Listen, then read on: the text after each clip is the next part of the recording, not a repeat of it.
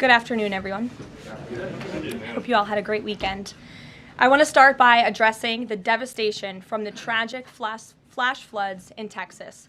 Moments ago, the Department of Homeland Security provided an update that 91 innocent souls have now perished.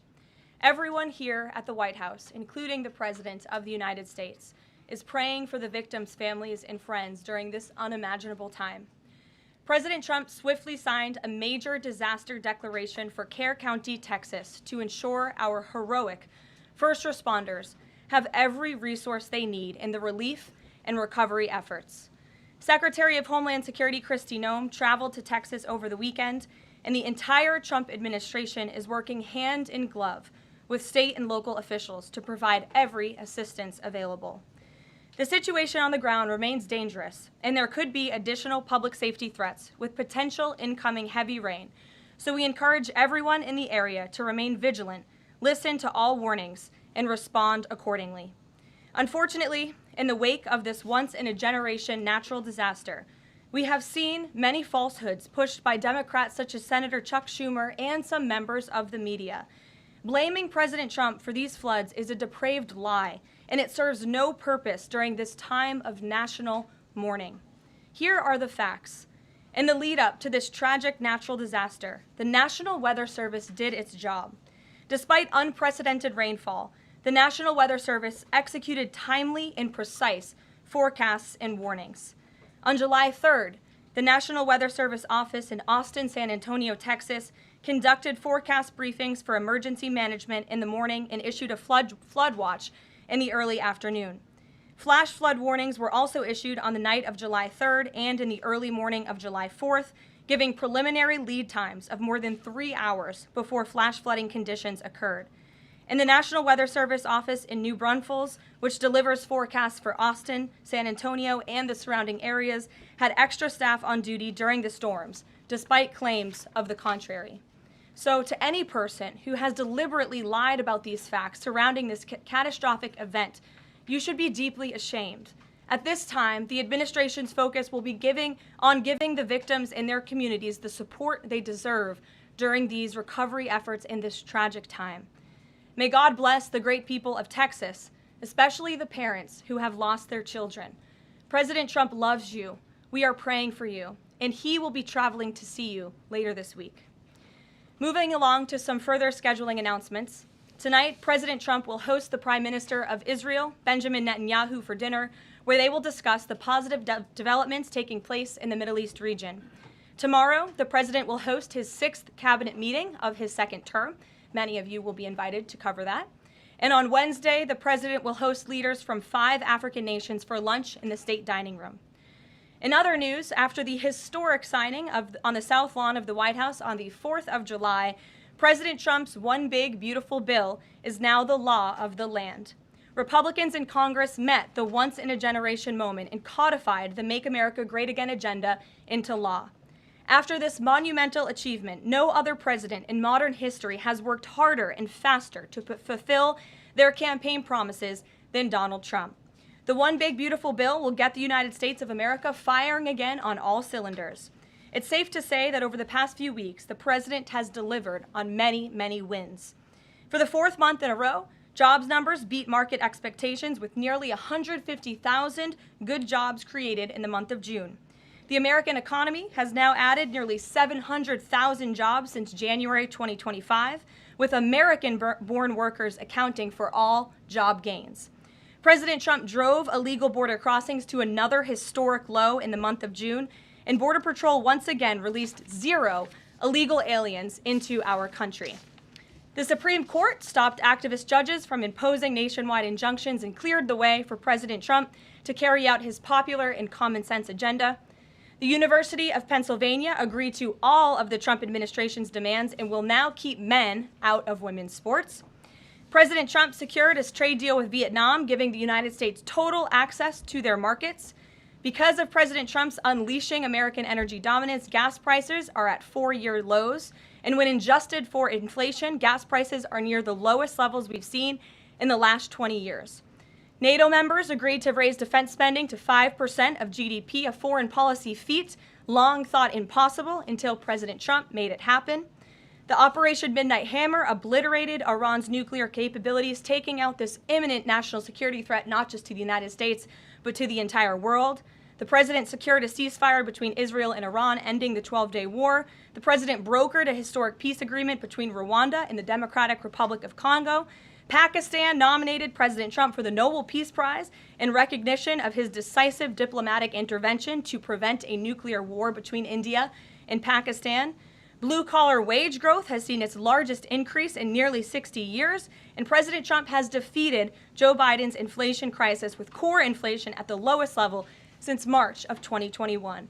And just about all of that has happened in the last 3 weeks, and I know you all know it because you've been very busy here covering it along with us. So with that, I will take your questions today as we kick off another very busy week here at the White House. We'll lead with our new media seat, Brian Glenn, who is, of course, very present in this briefing room. He's put in a lot of hours covering this president, so we're glad you finally have a seat today. Brian, go ahead. It feels great to sit down. Thank you very much. You're welcome. I want to go back to the hurricane. You said that President Trump is scheduled to go to Texas later this week. Can you speculate on what day and what he has plans? Sure. The White House is currently arranging those travel plans. We hope that it will be later this week, likely on Friday, but of course we want to do it at the most appropriate time on the ground for state and local officials. We don't want to interrupt the recovery efforts, but we're planning tentatively for a Friday trip, and when that becomes final, we'll let all of you know, as we always do. And you gave a little bit of reaction earlier, but the National Weather Service, the union, actually publicly stated they had an adequate staff on hand to forecast and predict the storm. You shared your thoughts earlier on how the way the left has really weaponized this to blame the deaths in Texas on Trump. Want to comment on that again? Yeah, I just do think those comments are depraved and despicable, especially when so many Americans are mourning the loss of their children. The National Weather Service, as I said, did its job. Many experts, many meteorologists have said that. Many of you in the media, in all fairness, have said that as well. Unfortunately, not all. And many Democrat elected officials are trying to turn this into a political game, and it is not. This is a national tragedy, and the administration is treating it as such. We know the National Weather Service provided early and consistent warnings. They gave out timely flash flood alerts. There were record-breaking lead times in the lead up to this catastrophe. There is ongoing flood monitoring, and these offices were well staffed. In fact, one of the offices was actually overstaffed. They had more people than they need. So any claim to the contrary is completely false, and it's just sad that people are pushing these lies. Can you just get one more? Sure.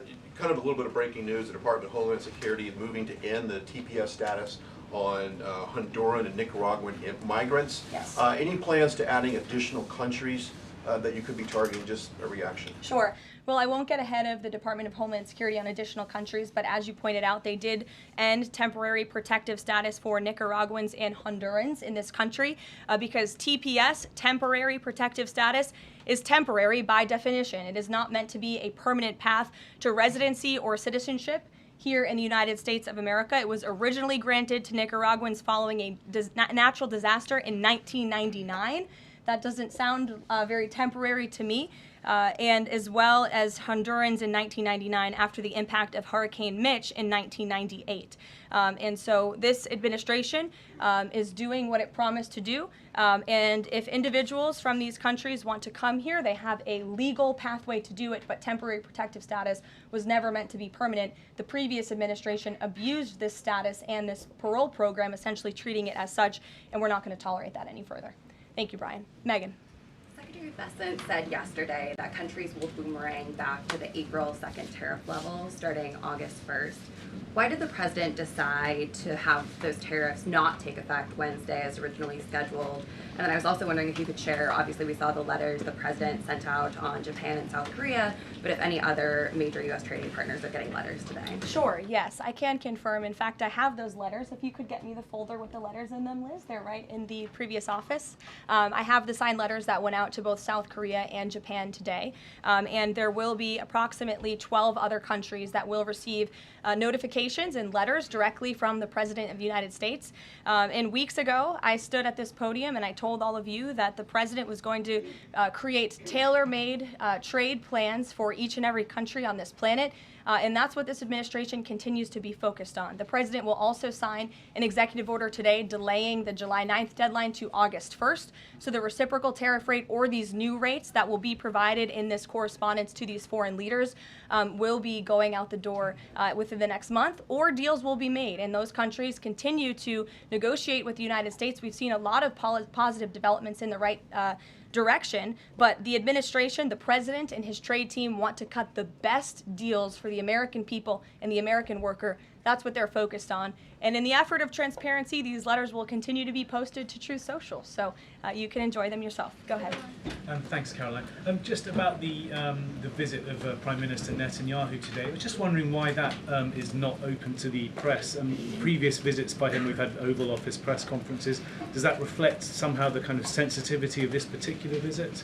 No, they're having a private dinner. There's many important matters that are obviously ongoing in the region, as you know. The utmost priority for the president right now in the Middle East is to end the war in Gaza and to return all of the hostages. Also, as you know, there was a ceasefire proposal that Israel supports that was sent to Hamas, and we hope that they will agree to this proposal. We want to see all of the hostages released. That's on the top of the president's mind, so that will be discussed, as well as the many other positive developments we've seen in the Middle East. I want to go back to the trade deals. As you see, we have these beautiful letters that the president has signed. This one is to the President of the Republic of Korea, original signature on that, and these will be mailed. And then here we also have another letter to the Prime Minister of Japan as well. Both countries will be receiving a 25% tariff rate effective on August 1st. Go ahead. Thank you so much. You said it, and the president said it many times, you want to see an end to the war in Gaza. Will he give guarantees during this 60-day period of ceasefire that actually the war will end? Because this is a sticking point with Prime Minister Netanyahu, and I'm wondering if they see eye to eye on this point. And how do you see the next day? What the next day in Gaza will look like? Look, right now the president is focused on today and to get the Hamas to agree to this ceasefire. I don't want to comment on the details of the arrangement out of respect for these negotiations, but a agreeable and appropriate ceasefire proposal has been sent to Hamas. And I can also tell you Special Envoy Witkoff intends to travel to Doha later this week, where he will continue to engage in these discussions. And the Qataris and the Egyptians have been incredibly helpful partners in mediating these negotiations and discussions to bring peace to this region and end this conflict once and for all. Kristen.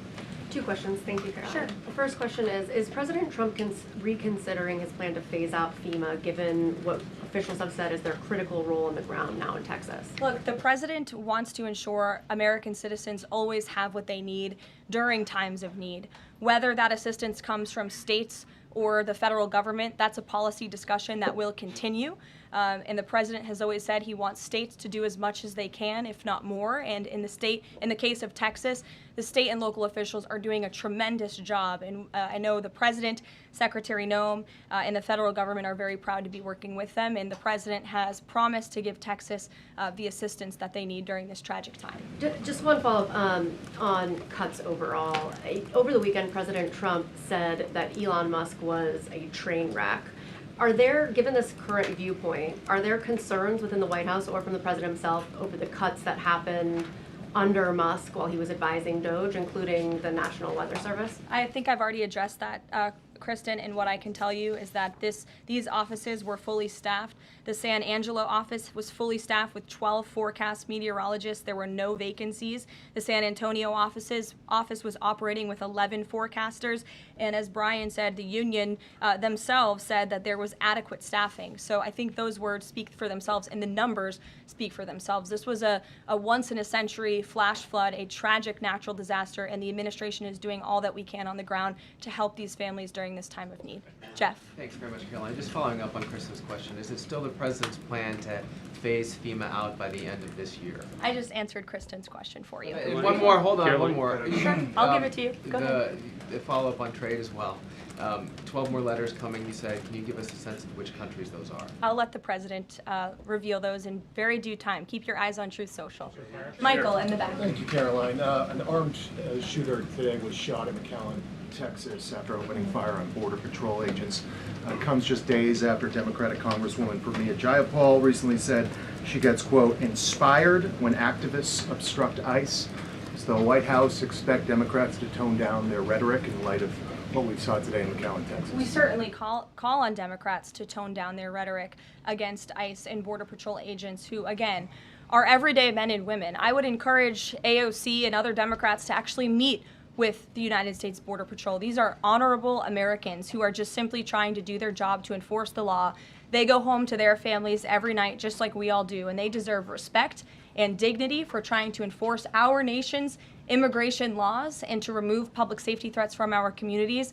The White House is aware of the shooting that took place today in Texas, and we are working with the appropriate federal agencies to get to the bottom of what happened. Caroline, the DOJ and FBI have now concluded there was no Jeffrey Epstein client list.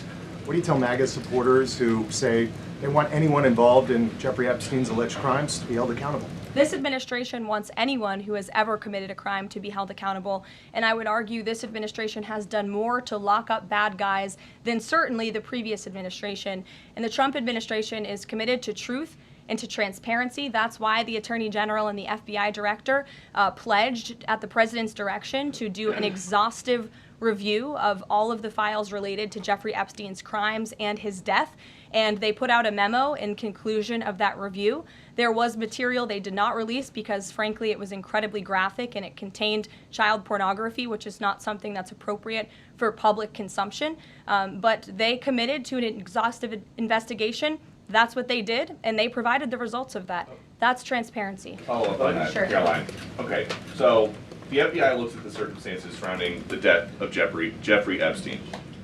According to the report, this systematic review revealed no incriminating client list.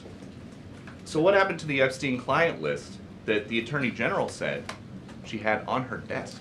Well, I think if you go back and look at what the Attorney General said in that interview, which was on your network on Fox News. Got the quote. Go ahead. John Roberts said, DOJ may be releasing the list of Jeffrey Epstein's clients. Will that really happen? And she said, it's sitting on my desk right now to review. Yes, she was What? saying the entirety of all of the paperwork, all of the paper in relation to Jeffrey Epstein's crimes. That's what the Attorney General was referring to, and I'll let her speak for that. But again, when it comes to the FBI and the Department of Justice, they are more than committed to ensuring that bad people are put behind bars. They have an operation going on right now called Summer Heat, which has our murder rate trending in the lowest direction in United States history. Their emphasis on violent crime and locking up violent criminals has led to the arrest of 14,000 violent criminals. That's a 62% increase from the same time period last year. So this Attorney General and the FBI Director are committed to putting bad people behind bars where they belong. They promised an exhaustive review. That's what they did. For any further details, I would refer you to the Department of Justice. Kate. Thanks, Caroline. With Prime Minister Netanyahu visiting the White House today, yesterday the president said that he was working on a more permanent deal with Iran, but several days ago he didn't think one was necessary. What changed? Well, when you asked me about this, or when you all asked me about this several weeks ago, I said the president thought maybe an Iran deal was not necessary, but of course the president is always interested in peace and diplomacy. That remains true, and the administration continues to be in contact, both directly and indirectly, with the Iranians on a deal. And then on tariffs, you're now delaying the deadline from July 9th to August 1st. Is that an acknowledgement that perhaps the administration found it more difficult to negotiate these trade deals, or whatever happened to 90 deals in 90 days? No, it's an acknowledgement that this administration is doing what's best for the American worker, and we want the best deals possible for our workers, for our manufacturing base, for our middle class, and they are doing this deliberately and appropriately on behalf of our country's interests. Josh. A couple more on the tariffs. You said about 12 more letters. There were about 55 or so countries, including the EU as a bloc, that were facing this tariff increase. All of those, to understand you correctly, are now deferred to August 1st, right? Correct. And on the 12, what happens with the remaining, whatever it would be, 40 something? So just 12 today. There will be additional letters in the coming days. So all of them are going to get a letter at some point? Correct. Okay, and can you tell me why he decided to start with South Korea and Japan? Are they annoying him?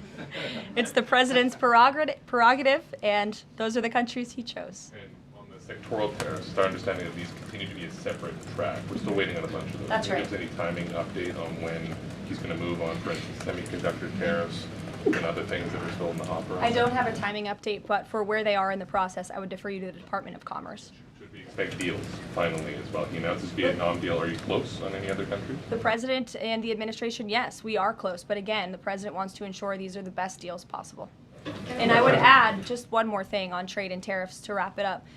look at the extensive work this president has put into cutting these good deals and doing what's right for the American worker. He is literally looking at the map and looking at every country on the planet and seeing where they are ripping off the American people, seeing where they have hollowed out our industrial base, seeing where our jobs have gone to other countries overseas because of their tariff policies, and he's trying to correct that. So this is decades of bad trade policy that has led to a deficit that is ravaging our country, that is ravaging our middle class, and the president is taking a very deliberate approach to correcting this wrong of many decades, of many past presidents. And so I think he should be commended for the time and the effort that he is putting into this. And the fact that he has announced a framework with China, a trade deal with the United Kingdom, a trade deal with Vietnam, and many others to come in just a matter of 6 months is truly historic, and it's a testament to this president and his trade team who are working around the clock to get this done. Sure, go ahead. Thank you so much, Caroline. Two questions on Iran. What's the permanent deal with Iran looks like for the president, and what issues related to Iran should it cover? And secondly, has the president seen the interview with Iranian president, which he says that the United States president, Mr. Trump, is capable enough to guide the regions toward a peace and a brighter future, and put Israel in its place, or it gets more into conflict? Has the president seen these comments, and what's his reaction to these comments? I'm not sure if he's seen those comments, but certainly I think it's true that the president is the right man for the job to move the direction, this region into the direction of peace and stability for the future. That's what he and his national security team are working on every day, and we've already seen historic achievements in that direction. Go ahead. In the back. Kelly, go ahead. Great, thank Sure. you. And then in front of you. Okay, a couple questions for you. First, on... Y'all need name tag signs. First question on the flooding in Texas. I know there has been some concern about the timing of the alerts, knowing that they did go out, but the warnings coming out in the wee hours, so while many people were likely sleeping. Can you share just details what you know about why those warnings were sent while people were likely sleeping, and then what the administration is doing to ensure that these alerts come out sooner? Well, the alerts imminently were sent out before the flood when people were sleeping, because the flood hit in the very early hours of the morning. So people were sleeping in the middle of the night when this flood came. That was an act of God. It's not the administration's fault that the flood hit when it did. But there were early and consistent warnings. And again, the National Weather Service did its job. On July 2nd, there were initial notices of potential weather and flooding risks were issued. On July 3rd, escalating warnings throughout the day with a flood watch issued at 1:18 p.m. And then later at 6:10 p.m. on July 3rd, the Weather Prediction Center warned of excessive rainfall and a high likelihood of flash flooding. At 6:22 p.m. July 3rd, National Weather Center issued a hydraulic warning highlighting considerable flooding risks, including in Caryville County.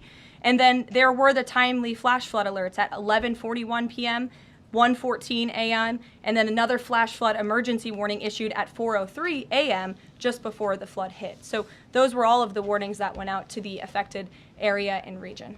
Go ahead. One question on education funding Go ahead. for Thank you states very and much. local I appreciate it, districts. Caroline. Two questions for you related to the Prime Minister's visit today.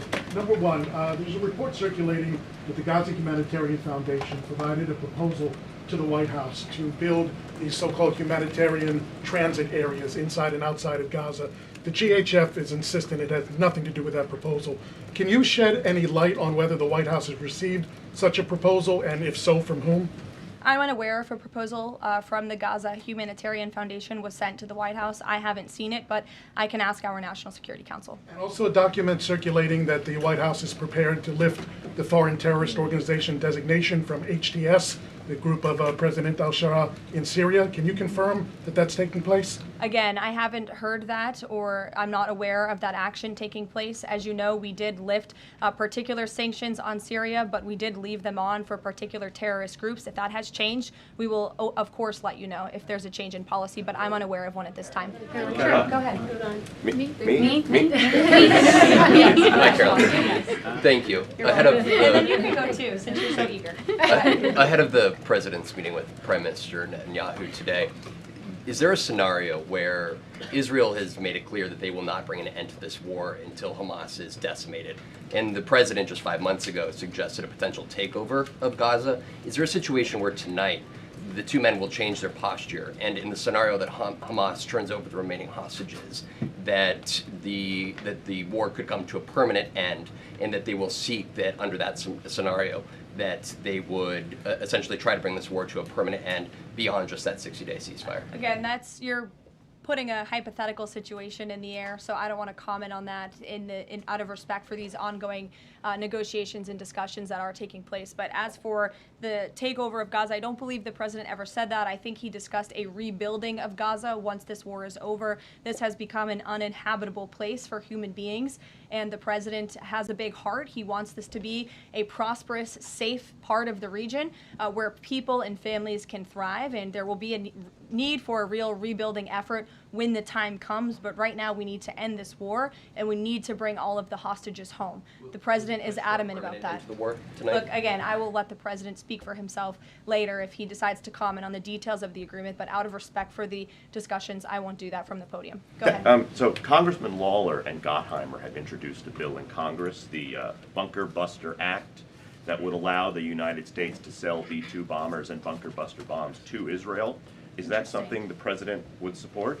Well, I don't know if the president's aware of the Bunker Buster Act, but I will ask him and see what his opinion on that is. I'm not sure. All right, thank you. Caroline. Thank you, Caroline.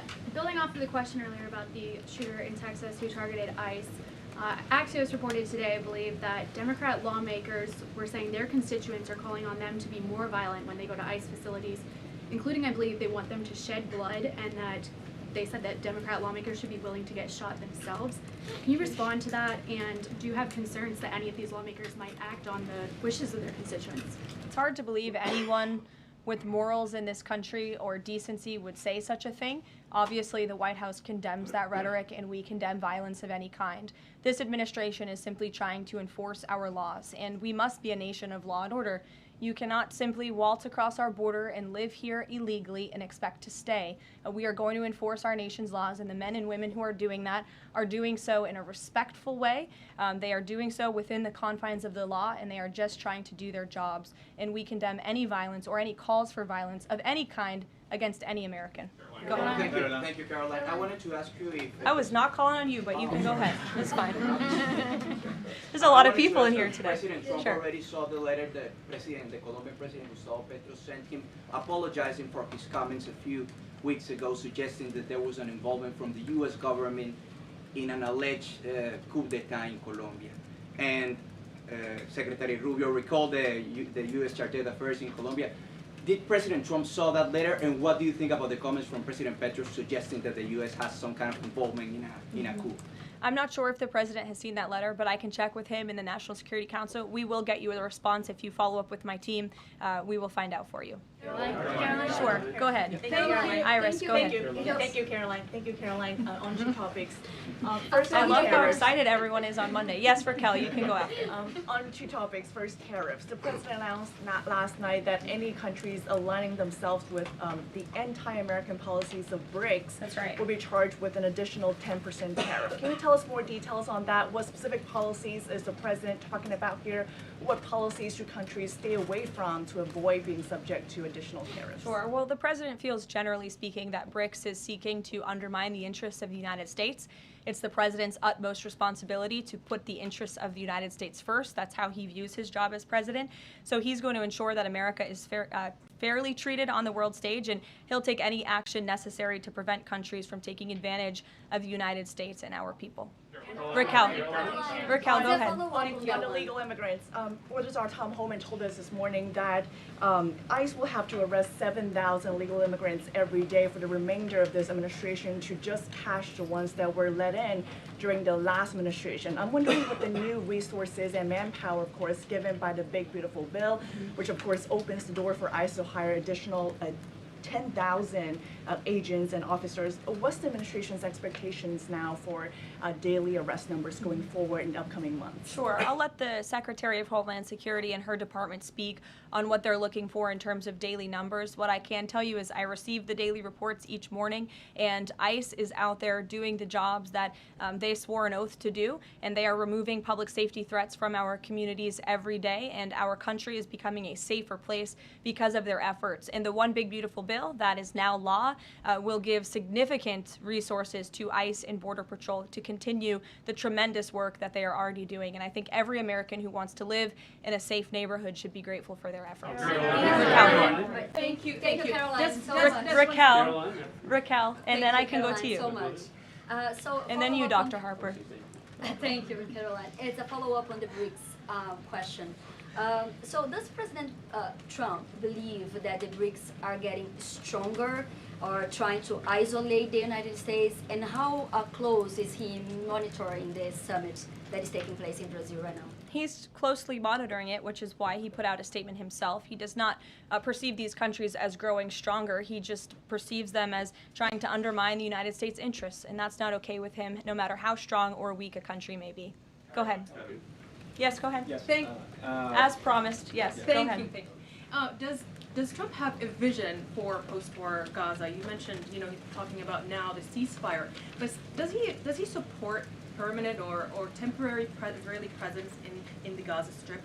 Does he continue to see a continued role for the Gaza Humanitarian Foundation to continue to operate in the Gaza Strip? Well, as you know, because we've talked about it before, the president has directed aid to be moved into the region, and that has been taking place. You've actually seen people in the Gaza Strip yelling out, "Thank you, Trump," for the aid and for the meals that they have received, because the previous administration never did that for some reason. But this president, again, wants to see peace and stability in the region. So as I outlined previously, he views this part of the region as having a real chance at being peaceful and prosperous. But again, we need to end this war. We need to get all the hostages home, and Hamas needs to accept this proposal in order to do that. Dr. Harper, go ahead.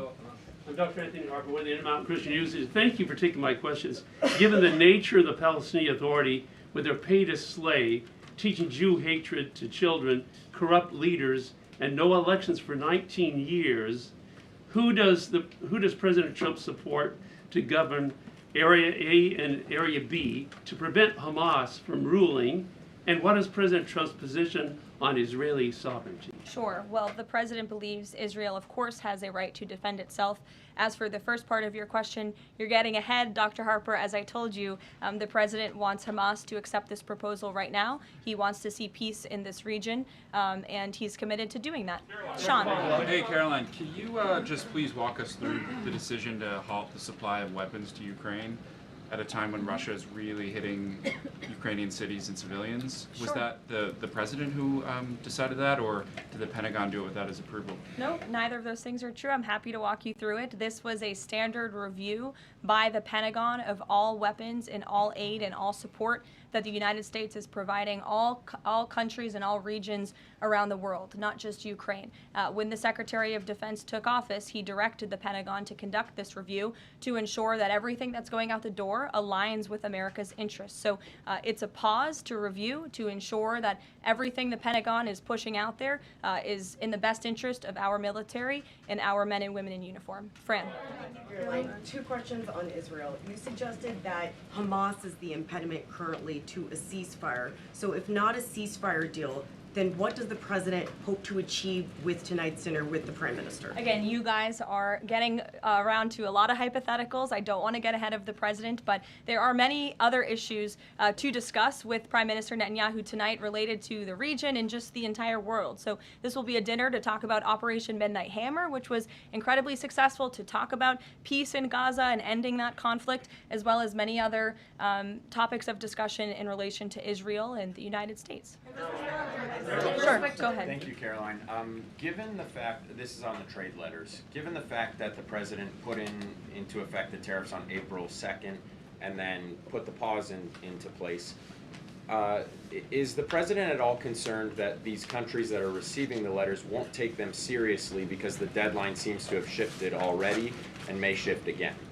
They will take the letters seriously because they have taken the president seriously, and that's why the president's phone, I can tell you, rings off the hook from world leaders all the time who are begging him to come to a deal. And this administration is working hard to ensure those deals are in the best interest of the American people. And this delay, again, is in the best interest of the American people. And you all will continue to see these letters released on the president's Truth Social, and we will see you all later. Thank you, guys. Thanks, Caroline.